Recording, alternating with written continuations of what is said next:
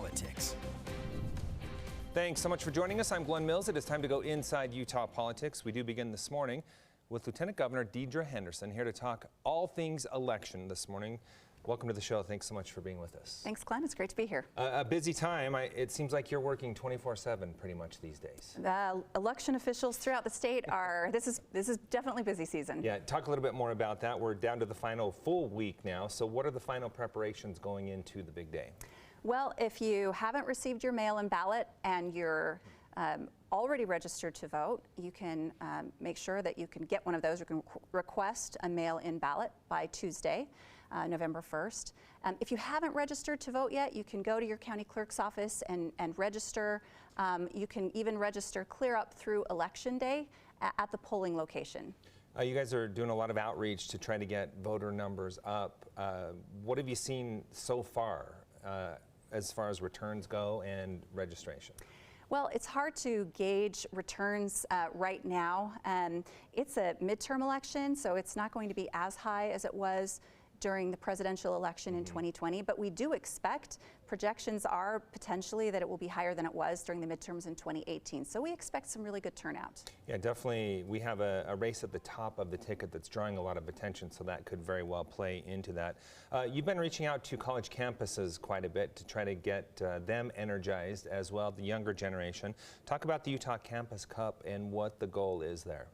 Well, this has been an initiative that the Lieutenant Governor, long before I was Lieutenant Governor, that Lieutenant Governor has undertaken here in the state of Utah, and the staff goes out to our various institutions of higher education throughout the state and encourages them to get people registered to vote. And there's a competition, a healthy little competition. This year BYU so far is winning.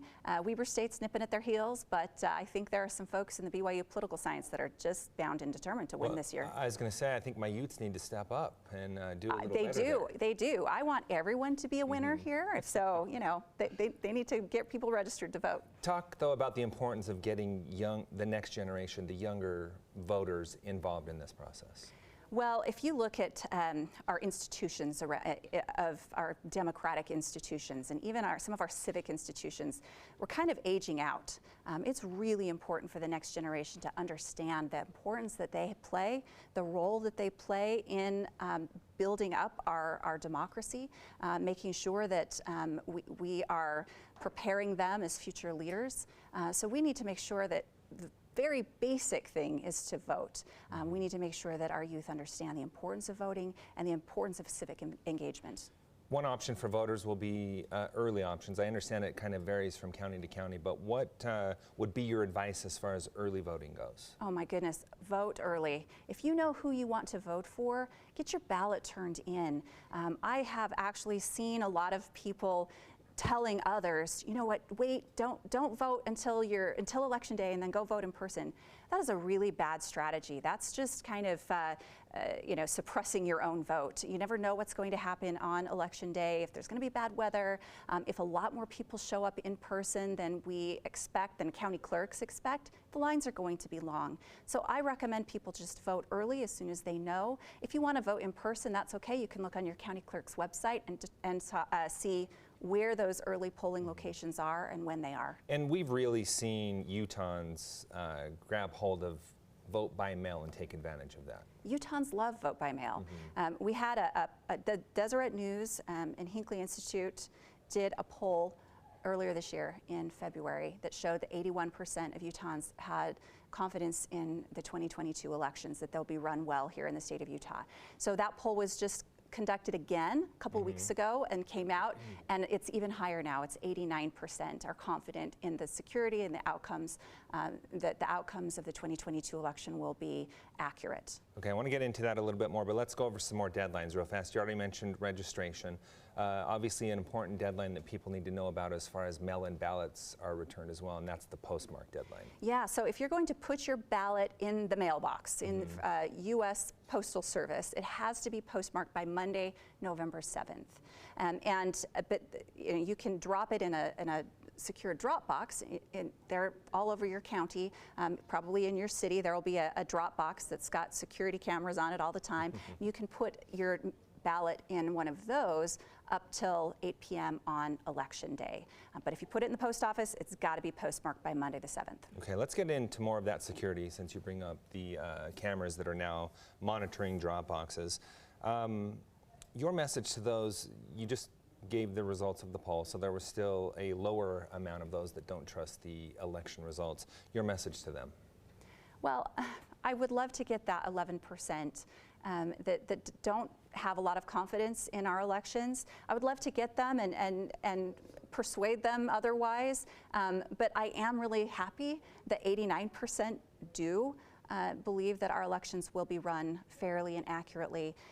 There's no one who cares more about running secure and accurate and fair elections than your county clerks. County clerks are the ones who run the elections in the state of Utah, and they all care deeply about the process and do their very best to make sure things are run smoothly and fairly. And in fact, this year they've been opening their doors, inviting the public to come in, learn about the ballot processing system, how your vote is counted, how the system is run, really working to educate the public. Your thoughts on the climate that they are facing right now? We were talking before we started the show, and it's a little surprising as to how many county clerks are stepping aside. Talk about that number and why you think that's happening. Well, we've got 29 county clerks in the state of Utah. Since 2020, between now and then, 17 of them have either retired or announced that they will be resigning and not running for re-election this year. So that's almost 2/3. That's about 2/3 of our county clerks will be new. A lot of that is because some of them have been there for a long, long time. And, you know, it's a very politically charged environment right now. It's very difficult. There have been threats to our election workers. It's uncomfortable. It's sometimes a little bit scary. And they're not willing to keep doing it for a longer period of time. If they're close to retirement, they just decide, you know what, I'm done. But others have stepped away even earlier, and it is very concerning. You have long stood up for the election process here in the state of Utah, but you've also said, look, if we can improve it in ways, I'm open to doing that. Talk about the changes that have been made this year, and are you satisfied with those? Well, I'm never satisfied because I don't think that we're ever done improving. I think we can always improve. And that, you know, I was a state senator for 8 years before I became lieutenant governor, and we have worked on elections every single year, and we will continue to do that. We implemented, there were a lot of election reform bills this year, 33 election-related bills. One of them a big reform bill that I was deeply involved in to make the process better. We want people to have better access to the ballot, but we also want to do things that are going to make ballot security, election security, more robust. So anytime we can find ways to do both of those things better, I think we in the state of Utah have shown that we want to do that. Talk about the top violation you see, or the most common violation you see here in the state of Utah. Well, when it comes to fraud, I guess, we have a lot of checks and balances in place. Now, people who are going to try to commit fraud, I guess, are going to try to commit fraud. But we have systems in place to prevent them from being successful. One of the things that we have found the most often is that family members might sign another family member's envelope. For example, a mom of a missionary might, even with her child's permission, sign the envelope of their child's ballot and send it in. That gets caught, and it doesn't get counted. And the clerk will call up, and they'll get a phone call from their county clerk and told that that's a crime and that they shouldn't be doing that. And we've never seen anybody do it twice. Okay, that's a good way to put it. You may think you're doing something good in that situation, but bottom line is don't sign someone else's envelope. Yes. Okay.